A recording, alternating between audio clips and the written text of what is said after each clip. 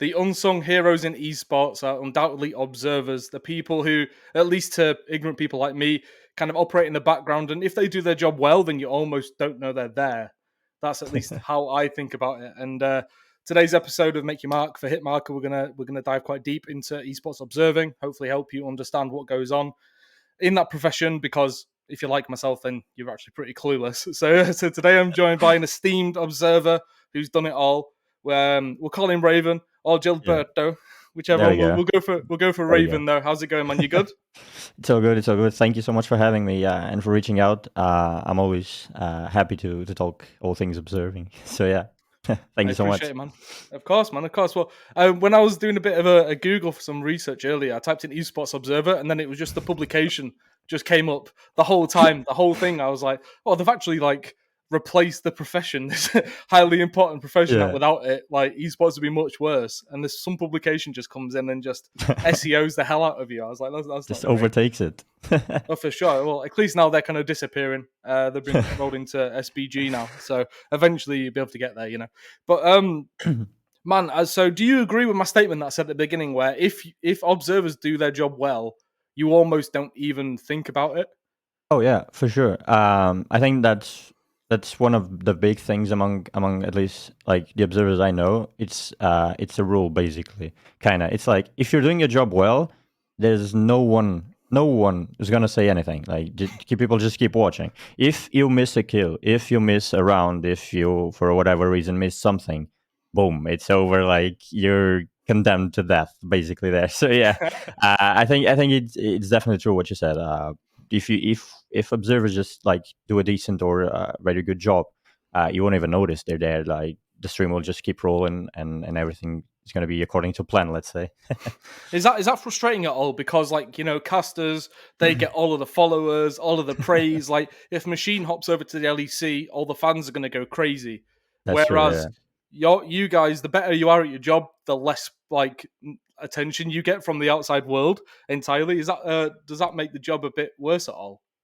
Uh, I think it depends on the on the person who's doing it. So like for me, for example, I don't really mind it. Like I'm always used to be on the backstage, and like sometimes I like not being like shed that much light and not like having all that. Sometimes like drama comes up, obviously, and like popularity eventually will have like negative effects or like something to be explored. And I just don't like it. I don't have the patience to it. Even social media, I just don't mind not having the followers. um but I know some people obviously like they would like their job to be more known out and more out there, and that would help of course. At least for me, what I stand from is like I don't want like the popularity and the follows and everything. I just want people to know my job and know that I'm the one doing that job, and being known by my job, you know. That's all that matters to me, at least. So you get like the source of satisfaction for doing a good job from yourself, and I presume that the team that you're working with as well. Yeah, exactly. Yeah, basically, Which that's that's that's that's what I actually a stand much for. healthier way of going about things in every job, anyway. Effectively, isn't it? But I don't know, Yep. especially like an outward-facing job, like that's very social media heavy. Say like journalist, for example, like it's Yeah. very easy to kind of get, as the kids would say, lost in the sauce, and you need the external validation so much Yeah, that you yeah. can almost do things to try and get that validation instead of doing a good job, because a good job is a good job. You know what I It's mean? Like, essentially what you're supposed to do, like your job as a journalist, and just like belong your job. Yeah, for mm. sure. I think that's completely true. I much rather have and be happy because of my job and be recognized for my job. Yeah, for sure. And one thing I notice as well, actually, when people start getting popular on social media, especially in our industry, sometimes they become known more for what they post on Twitter, like the Yeah, memes and stuff, exactly. than they do for their actual job. And then you're potentially not taken as seriously. Yeah, And that matters a lot in journalism, for example, because like your authority and your reputation's everything. Not so yeah. much on other jobs, I suppose, where you can kind of just like prove that you're good. But yeah, like it's very easy on like a digital first online industry to get wrapped up in that whole thing, the online world, isn't it? Yeah, for sure. Like that's also one of the things, and one of the points that led back to what I said. Like I just don't want to be the mainstream guy that posts memes and like whatever is trending and people know me about it, and some like all of a sudden I'm not just like the observer anymore or like the content creator. If I'm into it, I'm just the guy who's funny on Twitter, and I just really don't want that. No, no, no. That's fair. Well, let's talk a little bit into the pipeline into observing because I don't get it. Like, whereas if you're Simple. a writer, you can kind of like you can publish articles. If you're a Yeah. player, you can go in and compete in tournaments. If you're an observer, what do you do? Just like fly around in custom matches by yourself and oh, this would be a good angle. Like, Yeah. would you? I don't understand the pipeline. So, like, how did you in particular like get into observing? I know. Before recording, you said you've done a lot of the roles in esports. Yeah, yeah. So like, I think to separate things, obviously, because you spoke about like the angles and stuff. Mm, Nowadays, there's always like two kinds of observing in terms of like FPS games, at least. So to clarify that, there's always the cinematic observer. That's the one who's following the action in third person and like framing stuff really well for the replays for it to look good. Um, and then there's the POV observer, which is what I do the most. That's the guy who's basically showing the 1 to 0 cameras of the players and trying to catch all the action and getting all the kills and telling the story basically. Um, so yeah, you touched on a really nice point. It's so much harder for me, I believe, at least it's so much harder to get like into observing than it is with other jobs. As you said, like write it, just start writing, you have a base, like you can post your thing, like you can show yourself. As a photography, I saw Steph's interview with you, and she said like she's just going to events and like just shoot the events and show that people that she can actually shoot and she is a good photographer. For us, it's basically just jump on a server. If you're talking Valorant, it's a little bit harder because there's not a demo system, so you cannot like actually download something and like observe for yourself. But in Counter Strike, for example, you can just go on a website or just download a demo or just watch a live game and literally press the numbers and switch the cameras as you like. So and observe basically. So you can practice, you can get their reps in and practice your observing with the demo, and when you feel like you're comfortable enough, or you just watch other tournaments and try to think why they're switching to that person, and like just try to think what the observer in that case is thinking and apply that to your observing. And then when you're finally ready, maybe message a TO and say, hey, um, I've been trying to observe, I've been trying to get better at it, and I really want a shot to like test it. Or in Valorant, maybe you have a group of friends that plays customs every night, and you can DM them and go, well, let me sit in the observer slot and let me like help me, let me test and practice. Um, Obviously, like a lot of people would say, I would not advise people to do things for free. But we all know in the beginning sometimes you have to do it. Like there's no way. So if you have like a tournament that they haven't found the observer yet, you can go there and like basically start by there and start growing your career basically. Yeah. And what was the like pipeline for you, particular? Like, what did you find interesting about observing, and why did you decide to go? You know That's a what, good I'm going to step question. into that role. That's a good question. It's actually a funny story. I used to play Counter Strike semi competitively. At least I tried with my team back in like 2018, and I had a friend from my team that knew a friend in production, and they needed Right. an observer. I've never heard that word in my entire life. And he said, "Hey, I know you're the IGL of the team. You kind of have like a good knowledge of the game. Do you want to earn some money in this weekend with us and like try to be the observer?" Started by that. I went there in the weekend. I get to know like the production people, which basically our three sit in the room with the casters, and that evolved to like start grinding and start working with them, start sacrificing weekends, start going there. Again, they start calling me more. More CS tournaments came up. I start doing more CS tournaments here and there, and eventually like the passion grows on you as well, right? So like you start doing something because like you landed on a parachute basically, and like all of a sudden you're really enjoying what you're doing. You're living for the caster reactions to what you're showing, you're living for the public or the chat in case if you're online, reactions to what you're showing. And that's still to this day what drives me the most. Observing on an arena full of people and hearing people like just scream to the play that obviously the player has a credit of doing, but I have the credit and the merit of showing it, completely changes the story and makes me fall in love with observing every time. basically. Oh, mad. So like when you got started, what were the main challenges or the things that you had to really like grind and work on to get up to par? Because I imagine there's a lot that goes into it beyond just, like game knowledge, which we will get into. I think like on the technical side, like I guess you have to like become almost autonomous with the buttons you have Yeah. to press and everything else, right? All the systems. Yeah, for sure. So like at the beginning, obviously, like understanding the game and the settings of the game, and like slowly understand what I can do more than that. For example, it's a really stupid example, but like in Counter Strike, apart from observing and pressing 1 to 0, you can like press shift and one number, and it will show you like a third-person camera overview of the players. So like if I want to frame something and I want to be myself the cinematic observer, add a little detail in there and start creating my own like thing and my own flow of things. I can start like going into it. So like definitely discovering and getting to know the tools of the game, because that then evolved for like having scripted and pre-done preset cinematics that I can just press a key and they like just start rolling and I don't have to do anything else. So like definitely knowing the tools of the game and knowing how to deal with it being unpredictable. So like sometimes you really know what's happening. Like for example, let's say a team is for anyone watching that knows Counter Strike and does too.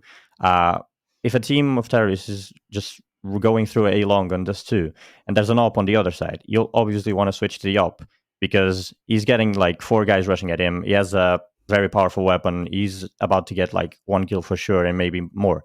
So like knowing the fundamentals as well. There's always rules, as I like to call them. And I think there's an article by Heather Sapphire.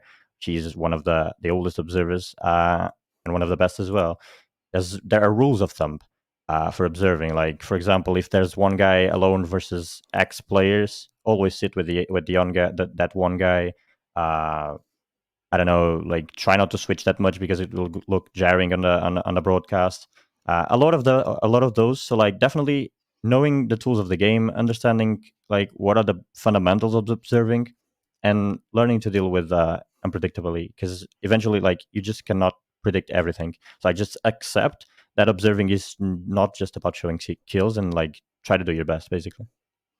That's God. I already know I'm not built for that line of work, so I will safely stay over this side of the viewing portion. But paint the picture for me a little bit. So, say you're at an event and you are the one actively observing, right? And you say you Yeah. like to do the like live observing as opposed to replay. Terms maybe not perfect, Yeah, but yeah, yeah. Exactly. I don't know all the lingo yet, but like that No, seems no, easy it's actually delineations for that. me. So we But usually I have like guess. in Counter Strike as well. Like there's a replay observer sometimes, and that's like the live observer as well. So like Mhm. you can basically choose between the both. I rather the live observing. So yeah, Right. as you said, Well, what are you seeing on your end? Because we have one output or one shows input for us, I everything. suppose, right? As one output there, and that Yeah. looks great. Like, how many screens are you looking at? How many keyboards are there? Like, what's the technical aspect around you? I'm trying to build a picture in my head of like how difficult this is because I've seen some behind the scenes photos before, and Yeah. it looks jarring. Like, I don't know how you follow it. Yeah, it can be chaotic. So like I've I've had all of it in front of me. Like I had sometimes I just have like my main monitor with the main game and that's it. I think that you can do a pretty good job with it. You don't basically need the others. Like you just need to observe your own screen and you see the 10 players and there you go. But I've also observed tournaments, and I know, like, obviously, in front of observers, generally, there's more than that, right? So you have your monitor. Maybe on top of it, you have like the minimap in max size for Counter Strike. I think that works really well. So you just have a full screen with your minimap, so you can see the numbers and you can see the players and the movement around the map really well. Right. Um, on the left, maybe the like it doesn't matter really the order, but like you have the program feed, which shows you what's going on the stream, like the end output for the stream. So you know, like it's all good, it's all going well.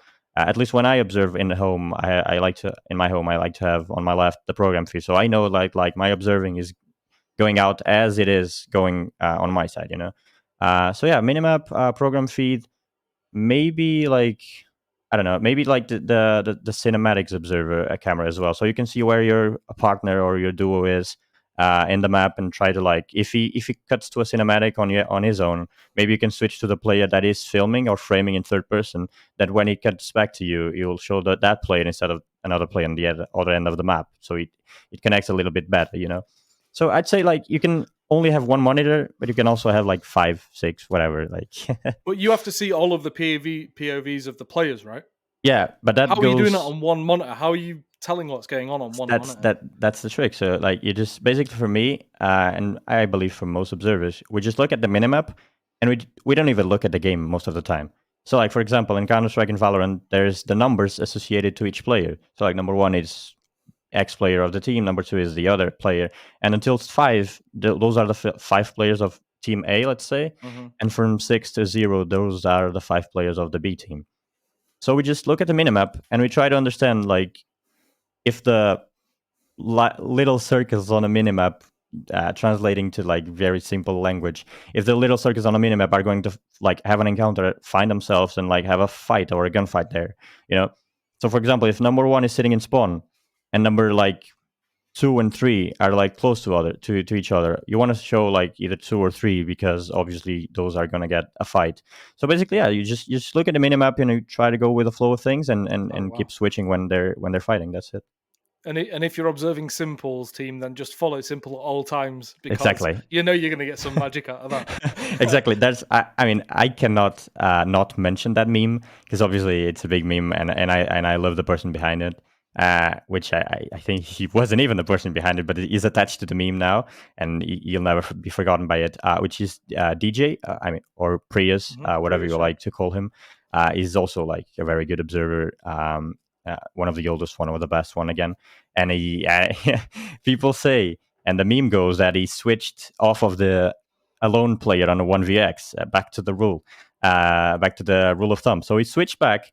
And he switched to another player, and Simple just clutched with 2 no scopes, and he won the round. And like, you know, there's that meme going on. It's very like funny, but right now it's getting a little bit tiring to see it because like people have like just discovered it and using it again and again.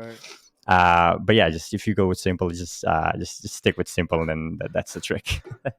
Yeah, you just hope to get an RV game, and you've got an easier match than normal because you just know he's going to pull something out that no one else is going to do. Yeah, and I mean, there's a good correlation with that as well. Like if you think, I do not like to do that a lot because I like to keep impartial with the players I'm observing. So like obviously I don't want to see names. I don't want to see like, I'm just focusing on fights and trying to get the most out of it.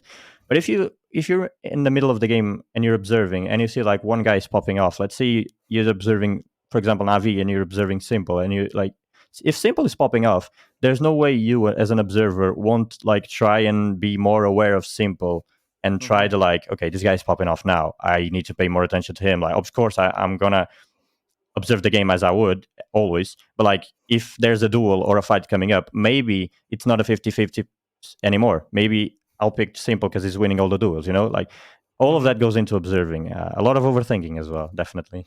Yeah, I bet, because you're effectively thinking, how do I make this game the most action Most packed, more enjoyable. exciting and enjoyable, right, for people? And the hard part is you're seeing it at the same time as them, effectively, right? So Yeah. it's like, it seems like a lot of like educated guesswork in a sense, and understanding the nuances of games, and then also like the games within the games at that precise moment. Like you have to understand, Yeah. as you say, like if Simple's trending and he's like he's on 25-2, where everyone else is on like 7 kills, like yeah, you understand at that point, okay, well, he's having an exceptional performance, so I need to follow him more. But and you have to understand all of that. It sounds mad, but understanding how political esports can be behind the scenes between teams, I've thought about this recently.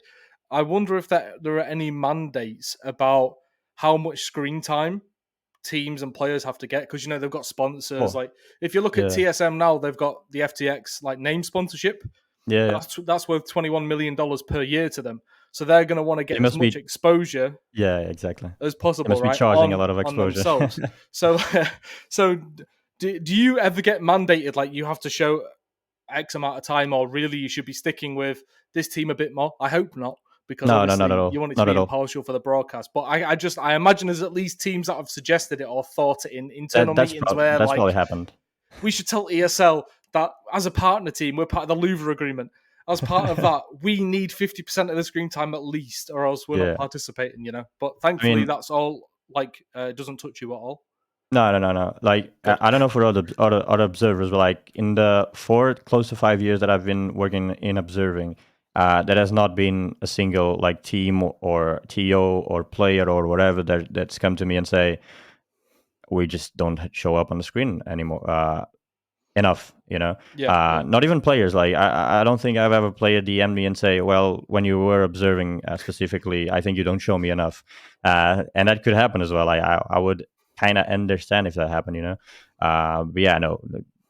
Happily enough, no. I'm happy to stay that way as well. I hope uh, people can keep understanding that that's not how it works. Basically, which is like trying to show a good game and not like your team because you have X sponsors. So yeah. Mm-hmm. Yeah, but you can understand the logic of teams thinking that in a Oh sense, yeah, right? for Because sure. like they're so reliant on that stuff. Like we want our players to be shown in between the rounds all the time because they're wearing the jerseys and they have Yeah, the all of the sponsors and stuff on there. Like we need as much yeah. screen time as possible. So you tournament organizer, you make sure that happens. Like the moment esports gets like that, then it's game over for me. It's But over. Yeah. let's hope it stays pure, you know, Yep. because that would be dreadful. And I guess though it makes sense for you because I assume you like follow the offensive teams more than you do the defensive teams when it comes to observing, like because they have to That's like go and make the plays typically, right? exactly So perfect.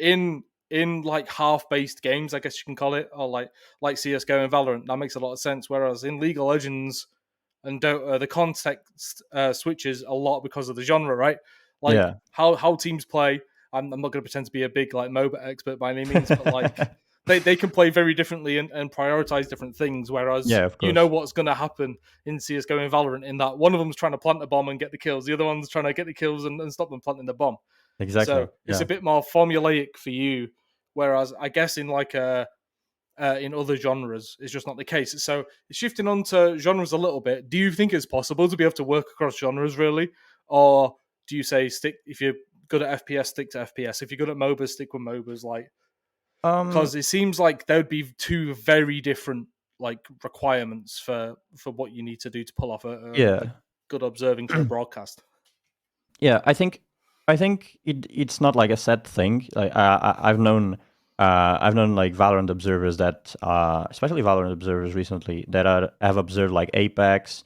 Sure, Apex is still like a shooting game and such, but it's the kind But of a like battle they've got royale now. so many teams competing, Yeah, they have a that's a lot whole of set of players. You challenges by know. itself, right? Yeah. That I don't know how they do it, but like Apex observing should be really hard, at least from what Mm-hmm. I expect or what I assume.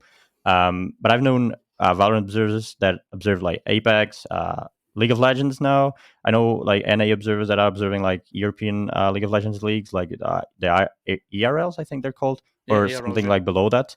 Um, so yeah, I Wow. think it's not a set thing. I think that people just stick to what they like the most. You know, like I tried like the company I worked in Portugal, where I did like observing and all that stuff. They did League of Legends things as well, and I like some. I'm not gonna lie, like, I tried and I tried to like the game and tried to like start observing and stuff. Just really don't like it, so like just kept to my to beloved FPS and that's Mm-hmm. it. I think you can be able to work like both things. I think it's not, especially if you worked one of them already, you know how it is to be an observer. You like half of the things you know already, right? You know production stuff. You know, like you're used to be in a production environment and broadcast and stuff. So you just need to like know the game and get to know the game, get to play, know the players, know the tools, and you're ready to go. I guess. That Obviously, makes that sense. takes a lot of grind, but it works. It definitely works. Yeah. I tell you what, it made me think back a bit when you said Apex. I was thinking about L'Oreal, right? And I follow the PUBG esports scene a little bit, mainly because I was reporting on it because there was no one else doing it, and it was Yep. quite easy. So at that time, though, I guess like 2018, 2019, no matter what, there would be complaints about the observing because, like, Yeah. say there's 20 teams, all with 4 players, that's 80 people on one map How are you gonna at catch the all of start, that? like, and they've all got like somewhat designated drop spot or like drop zones. I guess I don't know. I can't think hotspots, whatever. I don't know. They all drop. They all know where they're dropping effectively, right? So you can Yeah, kind of that's like the only predictable part of the entire broadcast because then the circle comes in wherever it wants. The players rotate whichever way they want. They could just and good get luck. third partied from another angle, but like. I don't know how things are recently. I haven't watched a game in a good year and a half, at least, maybe 2 years. But Yeah. I know they started introducing like specific POVs, so you could go in and you could watch Tempo Storm, or you could go in and watch Optic Gaming if you Oh, were a okay. fan of those. They'd have like on Twitch separate streams for all Oh, yeah. all the Uh, different team POVs, which I imagine made the observers' lives a hell of a lot easier because it's just like feeds into the teams, yeah, yeah, yeah. ESL has done which that as well, but like is very on a different necessary. term. Find for a game where there's literally like 80 different players. Like you Yeah, need for that sure. level of custability, I think, because you can't catch everything otherwise, can you? No matter how good those replay observers are, like especially when No, it gets to the later stages of a game, like good luck, like it's not yeah, going to like happen. I don't know. I've never had like experience working on like those battle royales and stuff. But I just like till this day, there's still complaints in like CS observing. I mean on CS there's a few like a lot less because like people do know that like CS has come a long way, right? So people do understand what it's like to be an observer. People do understand it's hard now, and by now everyone knows who the CS observers are, and they all Yeah, are very capable and very like good at their job. So like the community that knows them knows that they're doing a good job, and if they fail or they miss something, it's normal. Like we're humans, you know. But on Valorant, there's still a lot of complaints regarding the observing, and I think it's like on a really good level now, especially with all the talented observers we have out there. In the beginning, was way worse. The spectator was completely like just so you have an idea. The Valorant spectator would switch and scramble the numbers on a half. So like, let's say you have like 1 to 5 is one team, 6 to 0 it's another team. You want the half. Number 8 is player from the first team. Number 4 is the player from the second team. Number 3 next to the 4 is the player from the first team. So like, what is happening here? They scramble the numbers, you know. there's Like so no people, order. yeah. Like I think that's one interesting point to touch for sure. I think the community they're not obligated to that, but I think the community should try and make an effort to understand that like observing is not that easy. It's not just a robot pressing numbers and finding all the kills. We're not observing on a delay. Like we don't have a prediction, and we don't just like look at a screen and go like, oh, number 1 killed one guy, press number 1. Number 5 killed one guy, press number 5. You know, we're not just doing that. So people definitely need to like understand it's really hard, especially on those games that you mentioned, like PUBG. I cannot imagine catching like half of it. It's impossible. no, yeah, it's insane. But like even if you look at like a sport like football, that you could tell me if I'm talking out of my bottom here, but like that must be easier to capture the action as it goes on, right? Because the focus is on one point at all times, and Yeah, that's the ball. So yeah, like exactly. you could tell So if like they're you gonna just have make to a follow run where the or ball something, goes. right? Yeah. Whereas you are using the minimap of course to try and like understand what's going on and the context of the match, but like it's still a lot more in depth than even like the biggest sports in the world. Yeah, Like for sure. so Yeah. that's insane. And I guess different games and developers have different capabilities or things available, tools available to observers as well. So sometimes you have to work, as you say, with like the Valorant, like in suboptimal Yeah, exactly. situation and environments and make things work. But like, Yeah, and have if things gotten a lot better now? Like, is it oh on yeah, par with CS:GO in Valorant? it's like it's the improvement is actually crazy. Again, I know DJ and Heather are working closely with like the Valorant team, and like they've been advising them what to change Okay. from these like 2 years that the game has been out, and it's like it's working out wonders. Like they know what's needed. The numbers would scramble. Like it will look really jarring. It will look really bad. Now it's like the CS spectator. It's really clean. Um, like you can split with your duo if you're working with a duo with a cinematic duo. Like it will work so like so much cleaner than it was like a year ago, let's say. So Mm. yeah, definitely improved a lot. They've listened to feedback a lot. That's one thing they do. Like if I notice, if I'm observing and I notice a bug, I can just like directly report to someone or to like DJ or to Heather or to Riot, and they will like look into it, fix it, and it always like available to listen on Twitter as well. Like if any observer Hmm. just found a bug at like one of the Riot's game designer or whatever in the game in Valorant, they will happily like collect that feedback and even like reply to you or something. So that's really good. I found that really really good. Yeah.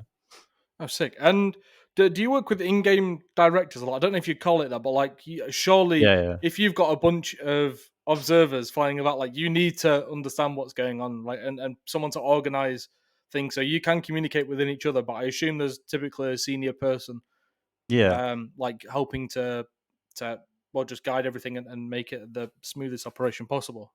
Yeah, yeah. So the way it works right now in Valorant, because obviously I've been doing Valorant more than Counter Strike, Mm, and I'm pretty sure Counter Strike works like that as well. If not, it's just like a little communication thing and difference. So the way it works in Valorant, and I think it's the best way we've ever seen and we will ever see. It's the best way we will ever use. Is having the POV observer, in this case, like me doing switching the numbers, showing the kills, and whatever. And like for example, let's say they enter the site, there's not going to be any contact whatsoever in the like let's say 10 seconds, 20 seconds. So you know, and your duo, your cinematic observer is ready to show like an overview, really like pretty stuff, showing the team going into the site, planting the spike, and like leaving and choosing their after plant positions. Um, right now the in-game director, like you said, is the cinematic observer usually. So like he right. Okay. knows when to switch, you know, like so if you, for example, I work with the most with a duo. Sunga he worked with me like a whole season, this whole year in like the German, the Dach region Valorant League, and we just like build a chemistry that we already know when to switch. I already know what he was going to do almost all the time. He already knows like what I like to do as well. And like if I have contact or if there's going to be a fight and we're on his screen, I would just like shout contact to me, and it will just cut. So like we don't have to go through a third person in the production. You know, like Right. imagine we're on the cinematic camera and I want it to cut to me. Singa will have to tell the third person, the third guy that is not watching with us, or if he was, he will not react as quickly as is me or Singa would to cut. You know, so that's what we use right now. The cinematic observer is always the in-game director and chooses what POV to choose, either mine or the cinematic one. So yeah, Oh, that's that's interesting. perfect. That's good to know because I don't know. These just things like you take for granted, like all of this stuff when you're watching Yeah, events. You know what I mean? You're never thinking about the people there in the background, like working tireless amounts of hours yeah. to capture this stuff. You know, so this is all very interesting stuff. And just while I remember, I asked it. Well, we mentioned it a little bit earlier on, but in terms of in-game knowledge, that's going to help Yep. you a lot, right? So, how much time do you spend outside of events, like essentially preparing for events and keeping track of what's going on in the game? So there, sometimes like I won't say it's definitely like set in stone that you need to do it. I even don't think that it will like improve a lot of your observing. In fact, I think it will make you overthink a little bit more, and it could Okay, be like if you're not controlled on it, you could be like influenced by it a lot, and it could go wrong. But I know a lot of observers and I know a lot of people, and I've done it myself, that do VOD review from the team. So like let's say for example, I'm observing Navi tomorrow. I'll go through like let's say a fast speed run of like 10 or I don't want to say 10, but like 5 or 3 Navi demos, and I'll see what they do on each map, and like I take notes. So for example, on Valorant, if there's going to be one guy jumping with a rocket in their hands, jumping from like spot A to spot B, let's say, and I will know that he will do that on next round because they set up on the map like this, they're showing up like this, and they're setting up like this. So I know that X tactic will come and they will do this thing. So I can prepare myself to that. I can prepare in my head when and where to I will switch. At the same time, you'll be overthinking with it because like you'll always be imagine their setup as you saw. But in the end, they do nothing of it. So what do you get left with? I think like for me at least, I don't like to do team vote review as much as I know other people do. I just stick to observing on the spot and live because I just need to react to what's happening. But right. definitely, I still keep track with the game. And for example, you cannot be an observer, and I wouldn't say play, but at least like you have to be in contact with the game to understand. Like for example, in Valorant, the meta is completely and constantly changing. So like you need to keep Mhm. track of which agents come out. If there's a new agent coming out, you need to test it ASAP. Like you need to know his abilities. You need to know the new map. You know. So like Mhm. definitely stay in contact with the game you're observing and try to play it, try to understand, and try to get to know the maps, the tendencies, if possible, the players. But like I wouldn't say go too much into it. I'd say just try to get an overall understanding of it. Yeah. Oh, that's good to know. You are a lot cooler and more collected than I am because I know 100% I would try and watch everything out in like my own hours, so much so where I am overthinking it and I'm like, oh, I know exactly what 100 Thieves are going to do. I've seen this play a million times. And Yeah. then I go and try and predict it and get it wrong. And, because like they've got new strategies ahead of an event and stuff. Like, yeah, I Yeah. would be overthinking it. And then I'd be kicking myself once I got it wrong, so I wouldn't even be fully concentrating on the match. And Yeah. before you know it, I've just like completely spiraled and had a breakdown, mate. And I'm like, yeah, you That take over. happens. I'm gonna go cry in the back for a bit, like, That happens. That you happens know. sometimes. Even me not doing the VOD reviews. Sometimes I get caught up with like overthinking a lot. Like imagine, as you said, like one of the rules of thumb, and as you mentioned, is always show the attacker team first because obviously they're the ones taking map control, moving on the map. So that Yeah, is really yeah, good for like showing. You always have to show what's more exciting as an observing, and it's not exciting to sit on a defender's guy looking at an angle 25 minutes in a row. That doesn't work. So like you show attackers first. When they hit a site, you switch to the defenders because obviously they're already there. They're holding the angles. They are going to get like 3 to 5 even people at them. So they will most likely get 1 kill or more. And you have like statistically you have more chances of getting kills with switching to defenders, whatever. hmm Um, so like sometimes I have with the defenders, and the attacker team is winning a lot of duels, and they're getting insights really easily. So then I started thinking, I go, why am I switching to the defenders still if they're not winning their duels? And then on the next round, I go like, okay, I'll stick with the attackers this round because obviously they're winning the duels. If they go away again and they're being like stomped, let's say, they're gonna get the kills again. And I stay with the attackers, and the defenders get like a triple kill. And I'm like, okay, I shouldn't back to maybe basics. Yeah. yeah, I shouldn't like overthought that. Let's go back to the fundamentals, go back to basics. Let's try and keep it simple. Okay.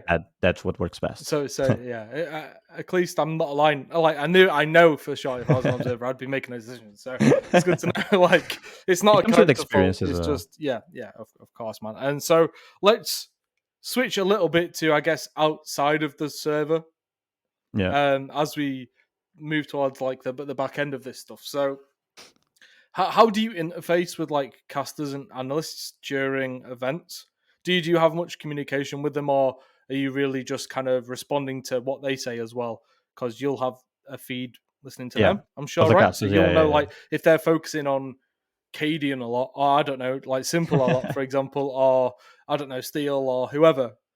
Like maybe you want to show him a little bit to illustrate their point. I don't know. Yeah, yeah, Like, yeah. is that something that That's happens a lot? yeah, yeah, yeah, sure. Like I'm used to again, like I'm used to having like the casters in my ears all the time. Yeah, So for example, if I'm showing attackers and there's like um let's say nothing happening and they're just like going for control really slowly. Let's say if like for example this weekend like Tom or Mitch or Pensy is highlighting and say like we've seen a lot of Batty G like from the Vitality guy. Batty G is popping off. He's reeling a really interesting game now. Maybe I try to switch to Batty G to like go with the flow of what she's talking about. yeah, Like maybe you want to like illustrate what they're talking about a lot.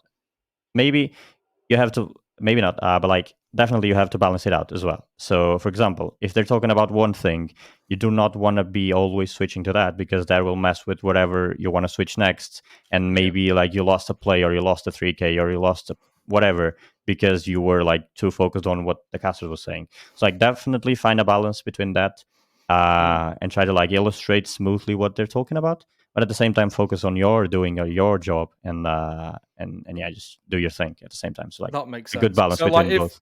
if like Pansy and Hypoc are talking about how one player in particular has been rushing every single round and like getting 2 kills and stuff, like it may be worth like at that time Yeah, spectating them as a new round starts to see if they do it again and illustrate their point.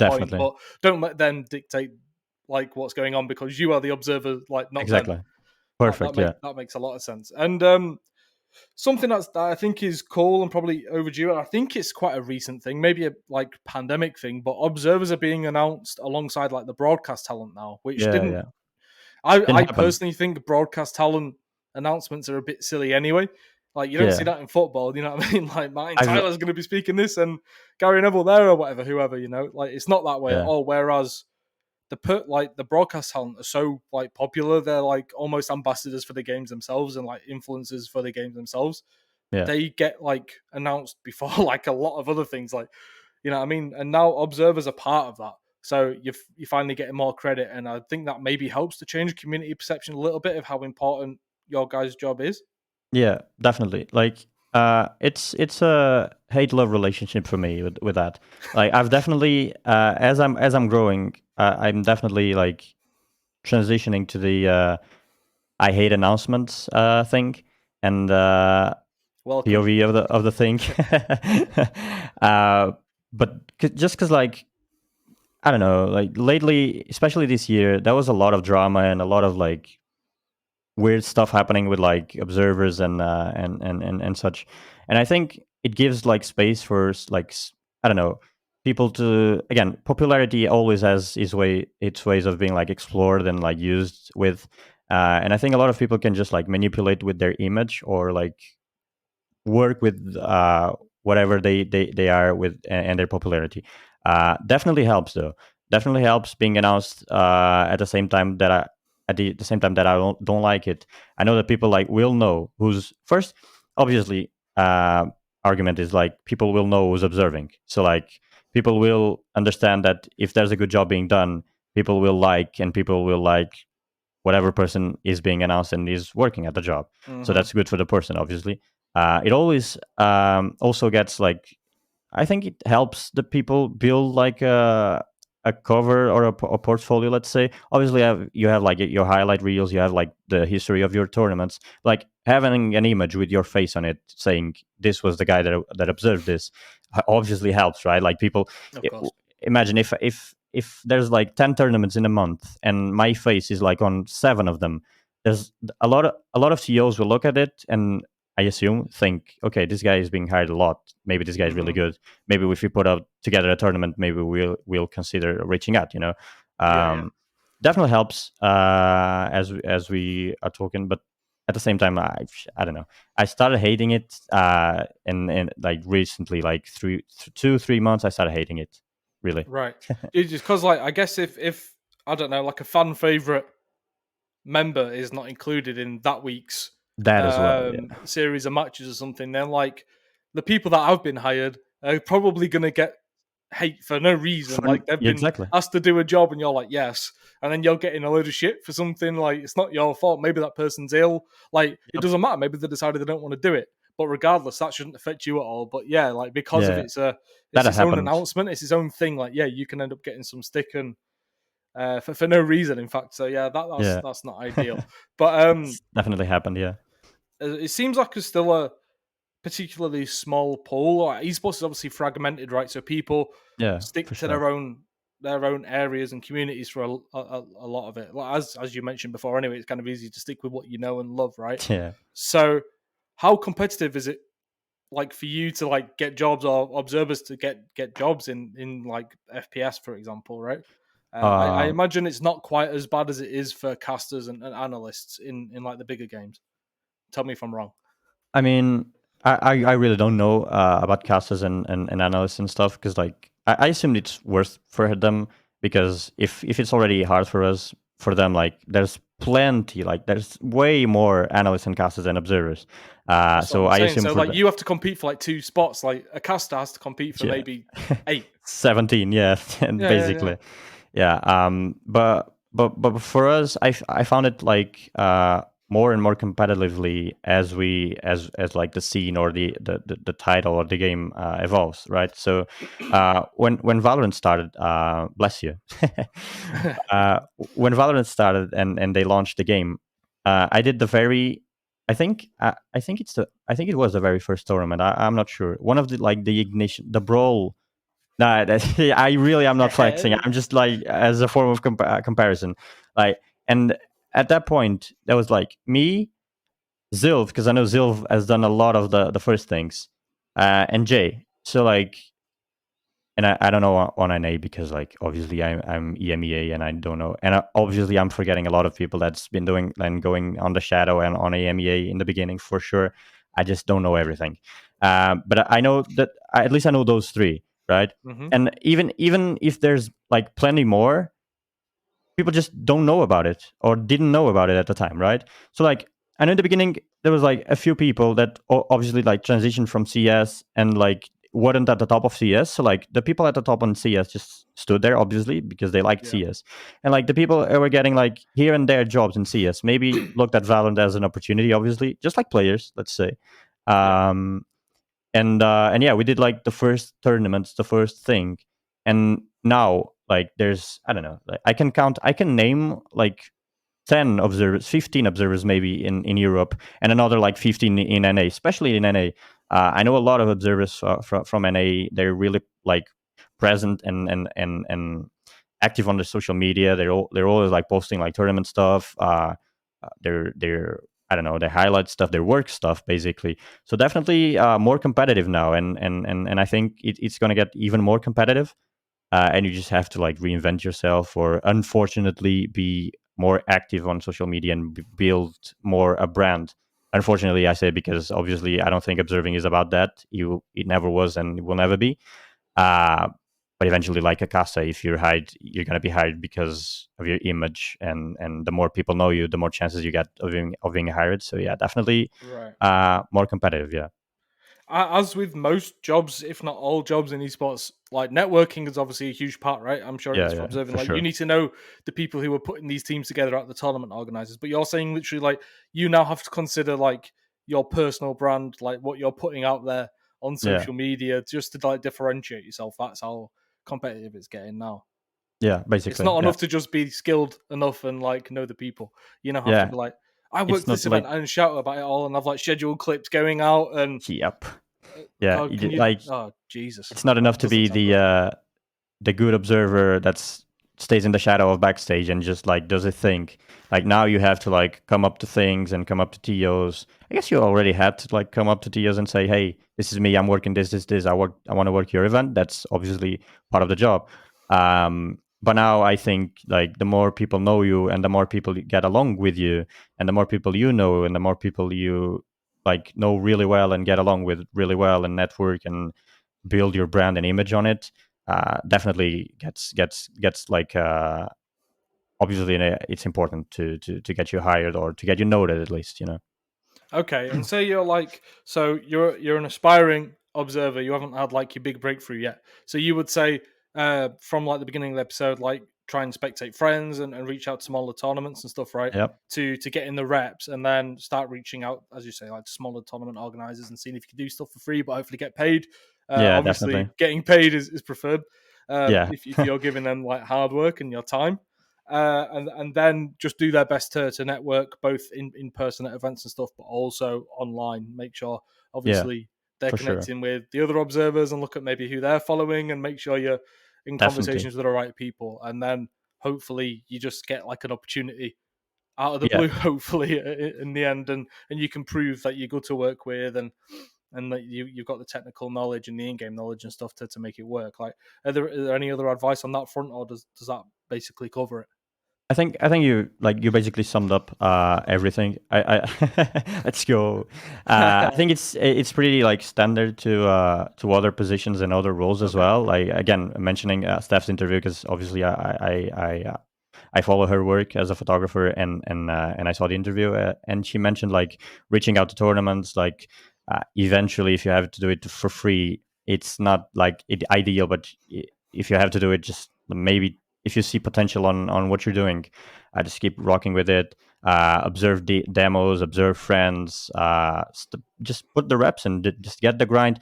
DM of other observers, follow other observers, see what they're up to, see what they're doing, see what the meta is, see what like I don't know. For me, like for example, I wouldn't be half of where I am right now And because if it wasn't for DJ or Prius again, I've DM'd that guy countless times. I don't know, I've bothered him a lot, and he's always been there to like answer me, to like explain things to me in the very beginning.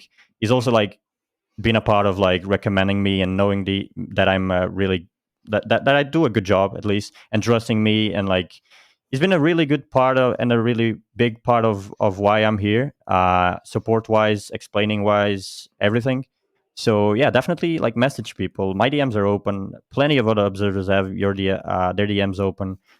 Message people and go for it. Go for it. Really, if you really want to do that, just shoot for it and try your luck. Try your best as well, and try to grind your best. Also, final tip: try to understand what's needed. Sometimes, for example, you may not get, obviously, if you want to, if you're passionate and you want to be the POV observer, the main POV observer, sure, just keep your focus on that. But maybe if you want to still get a job in esports and production and stuff, maybe you keep grinding on your main job or main goal, but try to get like a side thing. Like try to get a replay observer first, for example. Try to get like the replay operator first. Try to get into production first. Try to know like a TO, know a production team. Maybe sometimes you will get the chance to work with them on another role, on the role that you want, you know? For example, my duo that works with me in cinematics, he was a POV observer as well, but in Valorant. There was a point that it was needed a cinematic observer, and he said, "Well, I can feel, I can try to do it."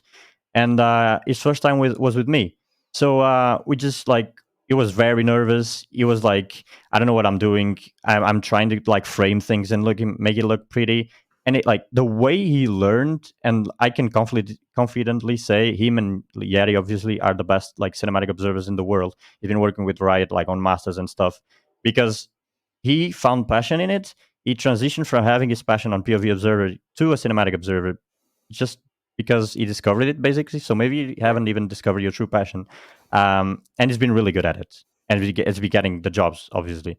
So yeah, maybe try other things and try to do other things in production that will maybe lead you to be the Right. POV, or maybe not, and you're probably enjoying it. Anyways, So like be open to opportunities, and yeah, because you never know where they may lead, like yeah, for sure. especially on like the back end of bringing tournaments together and to life, Yeah, right?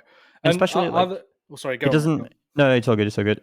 Just to finish, like you don't even know um, what you like until you really test it. Like, there's plenty of roles in production and broadcast that people don't really have an idea about it. So you just test it. Like I myself, I did cast like I casted in Portuguese.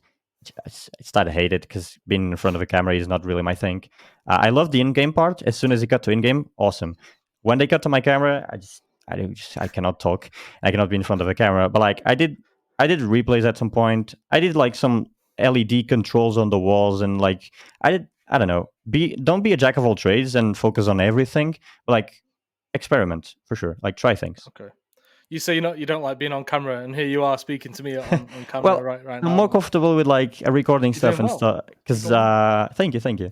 I'm comfortable with recording. I've did some streams as well, and I kind of like it. I just casting it is really not for me.